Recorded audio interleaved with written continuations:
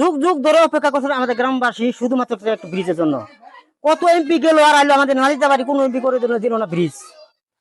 আমাদের বেগম মতিয়া চৌধুরী, তিনি 17 বছর তিনি অর্থমন্ত্রী ছিলেন, কৃষি মন্ত্রী ছিলেন, তিনি কিন্তু আমাদের আশা ভরসা দিয়েছিলেন আমাদের কলসিন্দুর ব্রিজটা করে দিবে, তিনি করে দিয়ে গেলেন না। কেন দিলেন না? দেখতে পাচ্ছেন আমাদের গ্রামের মানুষগুলো নৌকা দিয়া কত কষ্ট করে ওপারে যায়, ওপার থেকে এবারে আসে। আমাদের গ্রামের মানুষগুলো কষ্ট থেকে ভাই আমার আর পানি সহ্য হচ্ছে না। তাই আমি আমার নতুন সরকারকে অনুরোধ করছি এবং আবেদন করছি, আমাদের কলসিন্দুর একটা ব্রিজ করে দিত অনেক ভালো হতো, অনেক সুবিধা হতো।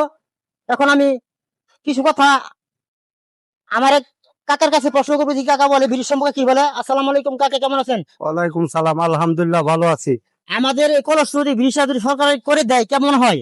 ইনশাল্লাহ অনেক ভালো হবো। যুগ যুগ থেকে আমরা দীর্ঘদিন থেকে এটা কষ্ট করে আইতাছি। এখানে অনেক মানুষও বর্ষাকালে মারা যায়, ঠিক আছে। এটার জন্য আমরা ছেলে মেয়ে ঠিক মতো লেখাপড়া করাইতে পারতাছি না, ঠিক আছে। অনেক অবস্থিতার মধ্যে আমরা আছি এই ব্রিজটার লাগা।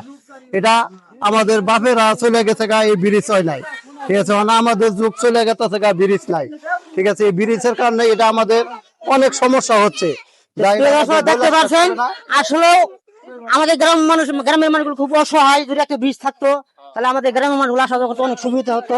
দেখতে পাচ্ছেন নৌকা দিয়ে কিন্তু যাচ্ছে ওপার থেকে আবার এবারে আসে, তো অনেক দুঃখের বিষয়। আমাদের নতুন সরকারকে অনুরোধ করছি এবং আবেদন করছি, আমাদের নালিতাবাড়ি থানার এমপি সাহেবকে অনুরোধ করছি, আমাদের এই কলসিন্দুর যদি একটা ব্রিজ যেত অনেক সুবিধা হতো, অনেক ভালো হতো। এই বলে আমার কথা শেষ করছি। আসসালামু আলাইকুম, সবাই ভালো থাকবেন, সুস্থ থাকবেন, খুদা হাফেজ।